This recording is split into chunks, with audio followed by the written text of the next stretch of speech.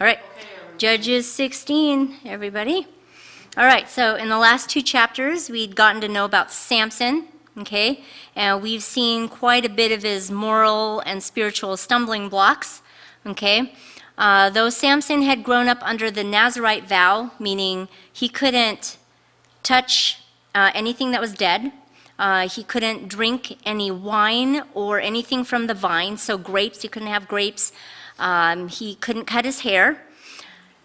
Okay, so that's called the Nazirite vow, and that's a sign that your life is separate and living for God. Okay, so even while he was still in the womb, his mom could not touch any of that stuff. All right, so as Samson becomes 20-something, okay, he gets off track with God. He begins to really just live for himself. Okay, and his desires. So he desires to marry a Philistine girl, a pagan believer, so she doesn't believe in the one true God. And as he is in the vineyards, where he wasn't supposed to be, okay, he kills a lion with his bare hands, and it's because the Spirit of the Lord came upon him and he was strong enough to do it, okay? But later on, some bees create some honey inside that dead lion, and at some point when he's coming through there in the vineyard, he reaches in and he grabs some honey and he's eating it. And then not only is he eating it, he offers it to his parents. And he doesn't tell them that it's from a dead lion, okay? Kind of spiteful, I think. It feels kind of, maybe he was angry about being consecrated, set apart for God. Who knows? Right? Either way, he was in places where he shouldn't have been, and he was doing things that he shouldn't have been doing, right? All right. So he ends up marrying the Philistine girl. He loses a wager, loses a bet, and then cheats to pay it off. All right? So if you'll remember, 25 miles away, he goes and kills those men and takes their clothes and gives it to the people. All right? So Samson ends up killing 1,000 people with the jawbone of a donkey. Then he sings a song. Okay, that's where we'd left off. Verse 1, Samson went to Gaza, and there he saw a prostitute, and he went in to her. So she was not a temple prostitute, but rather a common prostitute, okay, from one of the Philistines' Pentapolis cities. Okay, remember, there were 5 cities, Pentapolis. Samson didn't really have an obvious reason to us why he was there. Okay, he was about 35 miles away from his home. Okay, but there he was in Gaza. Now, he shouldn't have been there, and we know that he has a soft spot for the ladies, right? So his sensual nature, right, was being used by the enemy to trip him up, and he wasn't fighting it. Because here he is where he shouldn't be. The Gazites, verse 2, were told, Samson has come here. And they surrounded the place and set an ambush for him all night at the gate of the city. They kept quiet all night, saying, let us wait till the light of the morning, then we will kill him. All right, so because of him being their sworn enemy, remember he burnt all of their crops, right, because they had killed his wife, okay? All of the Philistine people are set against Samson. So they find out that he's in Gaza, okay, with this girl, this prostitute, okay, and they're trying to lay a trap for him. Verse 3, but Samson lay till midnight, and at midnight he arose and took hold of the doors of the gate of the city and the 2 posts, and pulled them up, bar and all, and put them on his shoulders and carried them to the top of the hill that is in front of Hebron. So at some point in the night, okay, we're not sure if Samson knew that they were planning something, but he gets up at midnight and he does this great feat of strength, pulls the gates and the bars that they're attached to and carries them to Hebron. Right? So this is kind of an insult to them, if you can imagine, right? He leaves the city wide open by doing this, okay? So Normally, those gates would be there to protect the people, right? But by him taking the gates and the bars, okay, it's like he's insulting them, right? Now, we will see that God has given Samson a supernatural strength, obviously. I mean, who in here could do that? Who in here could lift like that, right?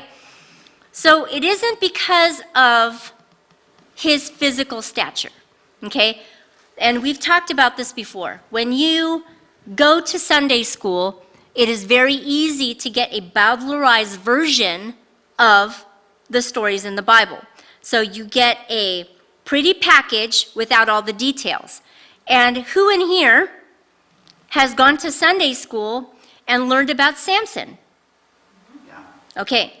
Think about the books and the pictures of Samson. Is he not buff? Is he not cut? He's like ginormous, huge, like Hulk minus the green.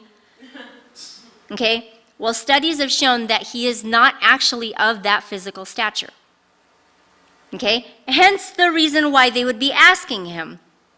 We will see. Samson, where is your strength coming from? Obviously, if he was huge and buff and cut, they wouldn't have to ask, right? So, we will see the next chapter. And Hebron, by the way, is about 40 miles uphill. So he carried that stuff 40 miles uphill, 64 kilometers. All right. After this, verse 4, he loved a woman in the valley of Sorek, whose name was Delilah. So Samson fell in love with Delilah, okay? And it isn't stated that she is a Philistine woman, but her close proximity to the Philistine occupation, okay, area is kind of an indication that she is close to the Philistines, or at least related, okay? The lords of the Philistines, they heavily suggest that she is one of them, because she is able to communicate with them. So we see that Samson kind of has a soft spot for ladies not of his land.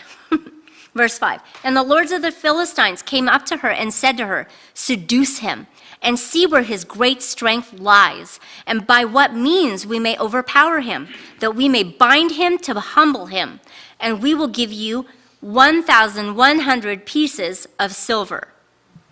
Money, money, money. Okay, so the heads of the 5 cities tell her that they will pay her to double-cross Samson. And it's interesting that this time, okay, they bribe her and they offer her money.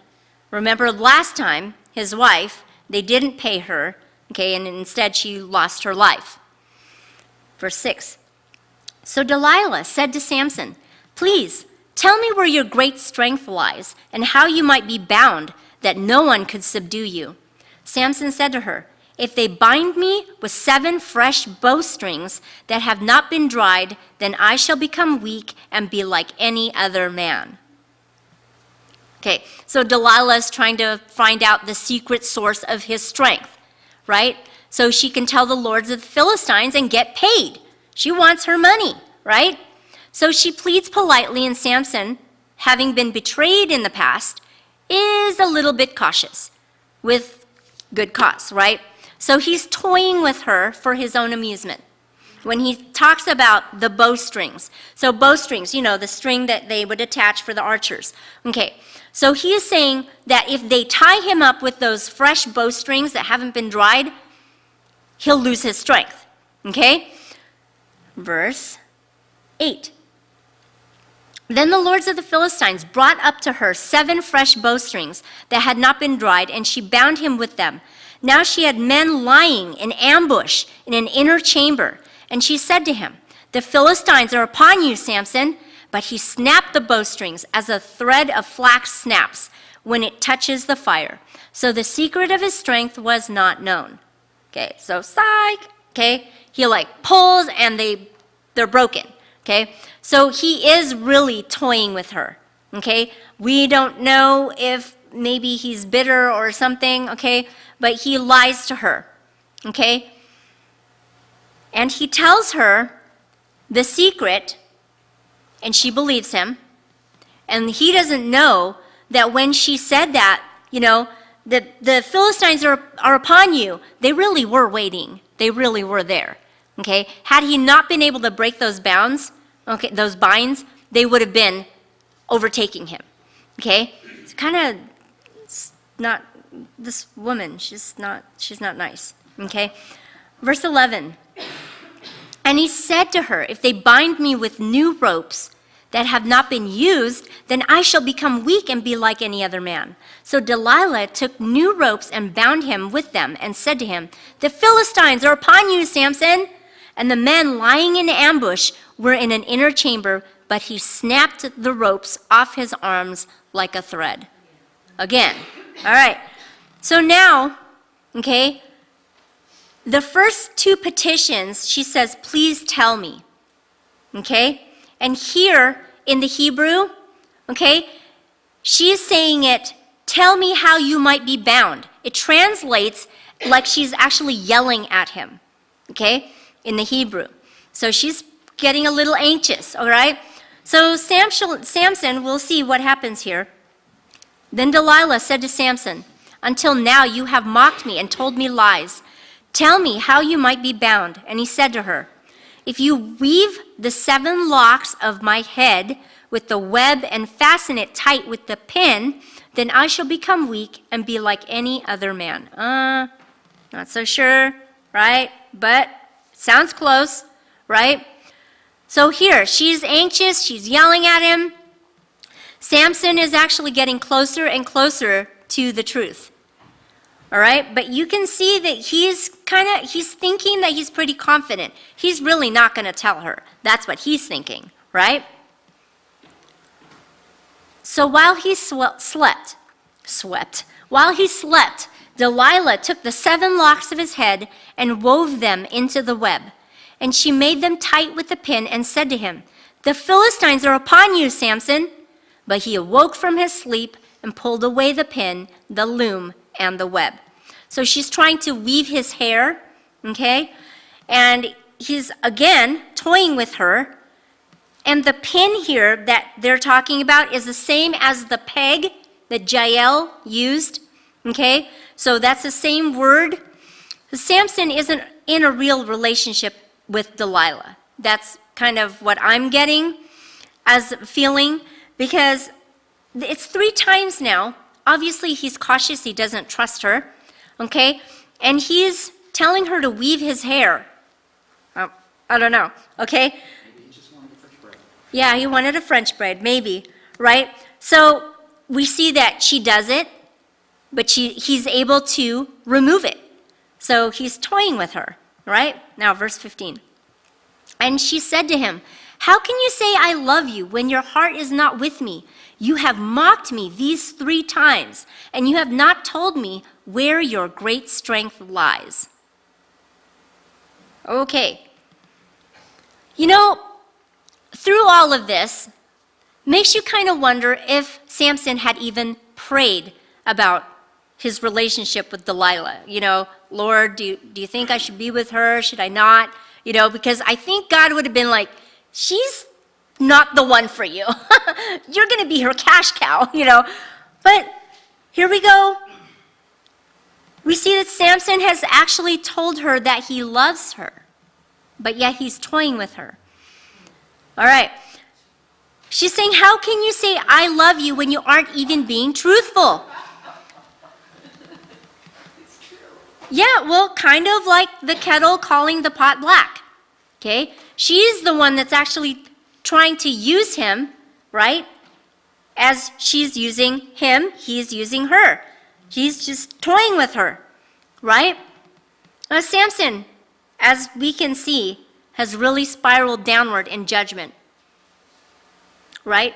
As if he's in control of the situation, right? Now, the issue with this is once you've started to give in to sin, there is that spiral, right? And once you get involved with the sin, you start to become blind to what everyone else is seeing. Okay, think back. Think back in your life. Now, think back to, you know, like a married person. Once they're interested in somebody else that is not their spouse, Pretty soon their judgment changes, right? They get enamored, right? And it gets to the point where sometimes they're even wondering how they even fell in love with that person in the first place. Because why? Because they've given in to the sin, right? And it starts to entangle you, right? So your perspective changes. And we see that Samson's perspective has changed. In other words, sin blinds you. And soon you end up just losing all perspective. And your judgment ultimately is what pays the price, right? Now, Samson is devoted unto God, but we have to wonder, how did he get to this point, right? Now, Samson isn't interested in God's will regarding the women in his life because he chose to keep this area off limits to God. He chose to do that. So that needs to be a call to us to recognize once we learn that we have to submit all of our life to God, it can't just be pockets of no, not here, God, no, not here. Okay, you can have this part, God. It has to be all, right? Okay, verse 16. And when she pressed him hard with her words day after day and urged him, his soul was vexed to death. And he told her all his heart, and said to her, a razor has never come upon my head, for I have been a Nazirite to God from my mother's womb. If my head is shaved, then my strength will leave me, and I shall become weak and be like any other man. Notice how he has not mentioned any of the other things that is involved in that vow, okay? But he has, unfortunately, told her the truth, right? So we see here, right, that he's honest with her at this point, to his detriment. Verse 18. When Delilah saw that he had told her all his heart, she sent and called the lords of the Philistines, saying, come up again, for he has told me all his heart. Then the lords of the Philistines came up to her and brought the money in their hands. All right, so all of this, she did all of this for money, right? She made him sleep, verse 19, on her knees, and she called a man and had him shave off the 7 locks of his head. Then she began to torment him, and his strength left him. And she said, the Philistines are upon you, Samson. And he awoke from his sleep and said, I will go out as at other times and shake myself free. But he did not know that the Lord had left him. Okay, because he was asleep. Delilah betrays him by pretending to be affectionate, laying his head on her lap. She's probably like, oh, honey, whatever, lion, lay here, come on. And while he's sleeping, some guy comes along and he's bald probably. I don't know how much hair they took off, but his hair was never cut before, right? And this was part of the vow, right? And we see that in his sin, the toying of that sin, okay, ends up binding him to his detriment. And it wasn't the physical binding that actually pulled and removed the Spirit of the Lord from him. It was his disobedience to God, ultimately. And sometimes those binds, we don't see those binds, right? But this is what happened to Samson. So she abruptly, rudely wakes him up with, the Philistines are upon you, Samson, right? It wakes up, doesn't know that his hair is all gone. And unfortunately, his strength is gone too, right? Now, it isn't the cutting of his hair that removed the Spirit of the Lord. It was the manifestation of his disobedience. Okay? So all those chances that he had to not break any of his vows, he went ahead and did all those, and this was like the final straw, Final straw of hair, but final strand of hair, okay? All right, 21. And the Philistines seized him and gouged out his eyes and brought him down to Gaza and bound him with bronze shackles. And he ground at the mill in the prison, but the hair of his head began to grow again after it had been shaved. Okay. All right, so the Philistines seized and blinded him.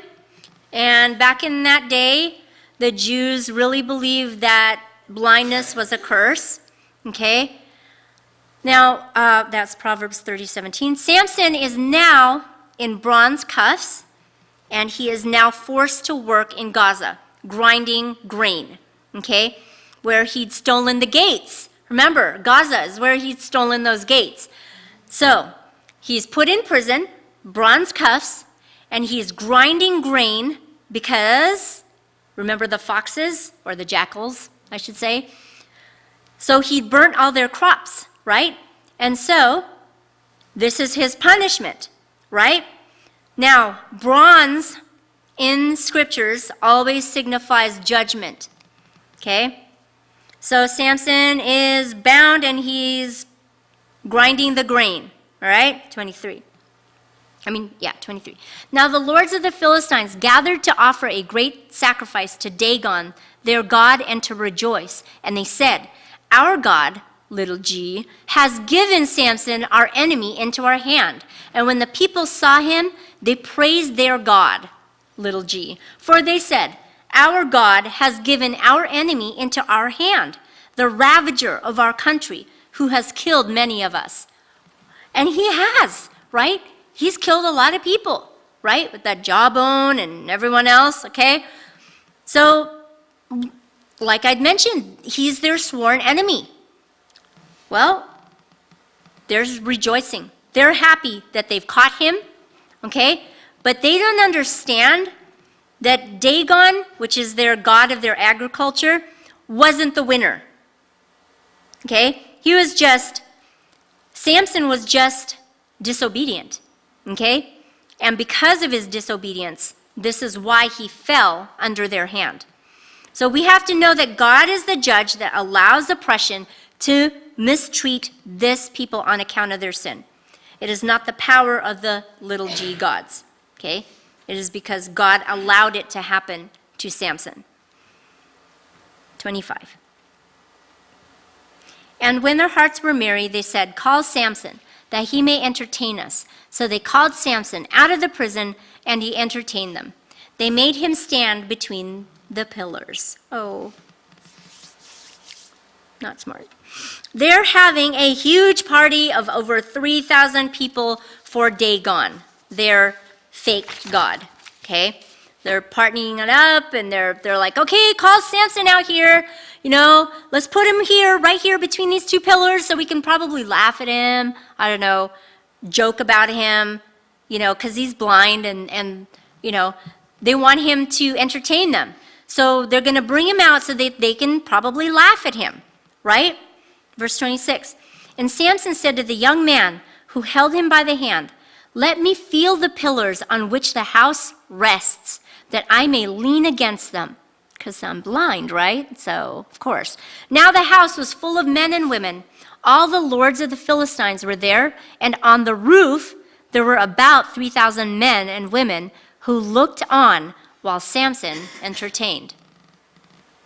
So we read here, there are 3,000 people on the roof alone, okay? Not to mention the people that are inside the actual hall. So Philistine temples, okay, were typically a long inner chamber, and it would have two major pillars on the inside. Not massive, just kind of big, okay? Probably like that. Not massive. My arms are short. You get the point. They're not massive, okay? Two pillars. And then there'd be the roof, and then there'd be two more pillars on the end, okay? So this young man brings Samson out, okay? And he says, "Oh, son, let me lean on these pillars," because he's blind, right? So how convenient he can just lean on the pillars for support, right? Okay, so he's standing in the middle of the temple, in between the two pillars. Verse 28. Then Samson called to the Lord and said, O Lord God, please remember me and please strengthen me only this once, O God, that I may be avenged on the Philistines for my 2 eyes. Okay, remember, they took his eyes. Not cool, right? So Samson's praying to the Lord to give him one last final feat of strength to avenge for his eyes. Makes you feel bad. And Samson grasped the 2 middle pillars on which the house rested, and he leaned his weight against them, his right hand on the one and his left hand on the other. Okay? And Samson said, "Let me die with the Philistines." Then he bowed with all his strength, and the house fell upon the lords and upon all the people who were in it. So the dead whom he killed at his death were more than those whom he had killed during his life. Okay, so he killed more at this time than he'd ever accomplished in the past. Okay? So Samson, in his blindness, pushes the pillars with all his strength, and he also prays that he will die with the Philistines. Verse 31. Then his brothers and all his family came down and took him and brought him up and buried him between Zorah and Eshtaol in the tomb of Manoah his father. He had judged Israel 20 years. Okay, so Samson was given the honor of being laid to rest in his father's tomb, okay, which is nice. Okay, so we've seen that Samson, though he'd grown up under the Nazirite vow to be set apart for God, had failed to live up to the calling that God had for him in his life. Samson had an issue with lust, and he had allowed his eyes to lead him, right? Think, what did he lose in the end? His eyes. Well, he lost his life, but his eyes. His eyes were part of what was leading him constantly in the wrong direction. Regardless, Samson is regarded as a hero in the faith in Hebrews 11:32. He was used to judge Israel, but he is an example of someone that tragically refuses to submit to the Lord. Okay, he had those pockets of space where he didn't want God to penetrate and help him. Okay? First, he was in Timnah, then the vineyards, and then the vineyards again. Then he had his hand inside the lion carcass for that wonderful taste of honey. I'm sure it tasted really good. No thanks. Then in Gaza. Then in, hold on, Zora. Hold on, I'm trying to find the city. Sorek. Okay? Now, he had God-given talents. He had God-given strength, right? God invested in him to use those talents for God, for the kingdom. But what did he do? Yeah, well, he made them secondary and subservient to his lusts, right? Now, 1 Corinthians 10:13 says, God is faithful, and he will not let you be tempted beyond your ability, but with the temptation, he will also provide the way of escape. Thank you, Jesus, right? No, Proverbs 6:18 shows us that our feet can lead us to evil. So part of not stumbling yourself is not letting your feet lead you where you should not go. That includes all of your body. If it's your thoughts that start to bring you somewhere that you shouldn't go, let's say you have an issue with lust, porn, you have to keep your body captive. You cannot allow it to lead you to places where you shouldn't go. And all of us in here have stumbling blocks. We all have areas, weaknesses, okay? Things in our life that hopefully we are bringing to God on a daily basis, sometimes on a minute-by-minute basis. to help us battle those areas where we can start to spiral like Samson. Could it be our eyes? What we click on, the things that we think of, okay? The places we go with our feet, with our own feet. Could it be our mouths, our anger?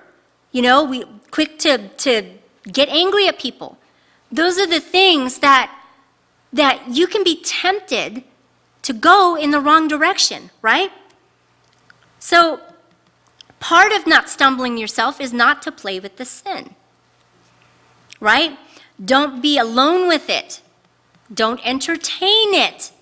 Don't feed it. Don't cuddle it, okay? Your sin, those things and you know what your stumbling blocks are. And I have to point this out. When we did Proverbs a couple years ago, this was a big thing, okay? Because Proverbs is pretty black and white. Your stumbling block is different from someone else. So just because you have a stumbling block, do not assume that someone else has that same stumbling block and you're trying to force them to, hey, don't do that, but yet they don't have a weakness for that. We have to also think about that, right? But when you have a sin and you know that you're susceptible to that temptation, don't spend time with it, okay? Run.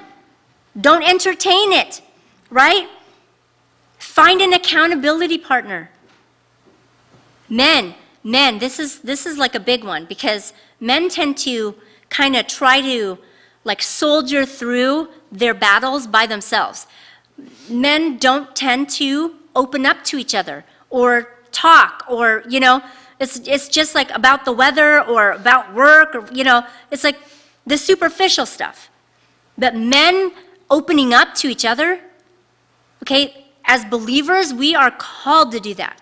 We are called to have accountability partners, and women too, especially if there's someone in the body that has struggled in the past with something that you've gone through, okay, and you see that they have victory over that in their life. Why not engage and connect with that person and be open, right? Accountability partners. Be in prayer. Don't assume that you can handle your sin on your own, okay? Sometimes some of those sins, and we know what some of those sins are that are a little bit harder, they're a little bit bigger, they can kind of dig their heels in, okay? I know, you keep hearing stories like porn. Porn is a bad one because it burns like a path in your mind, and you can, even years later, you can recall those images. Stuff like that. And we know what those are. We got to make sure that we have accountability partners and that we're praying, we're asking God to clear our minds, that the Holy Spirit would help us to just be able to break those bonds, right? But most importantly, don't go there. Don't go towards those stumbling blocks, those things that for some people it could be relationships. Their stumbling block is having a relationship. They want that relationship so bad that they will put it on the top spot instead of God. If that's your stumbling block, okay, then you need to not go there. You need to not be looking for that, right? And James 4:7 says, resist the devil and he will flee from you. What were we talking about a couple of weeks ago? Stop and turn. Because if you just turn, right, you'll just end up right back there. You got to stop that sin. If you're in it, you got to stop that sin and you got to turn away from it. If you never stop and you're just turning, it'll just chase you. Like those dogs that chase their tails. They're cute, It's actually cats. Cats do that too. But we can't be like that, all right, with our sin. All right? So I want to encourage everybody in here, if you need accountability partners, pray about it. and talk to your leaders. Find somebody that can help you, because your sin cannot be battled alone necessarily. Some of those sins, they dig their heels in. So let's get real so that we can move forward in our walk with Christ. Right? Okay, let's pray.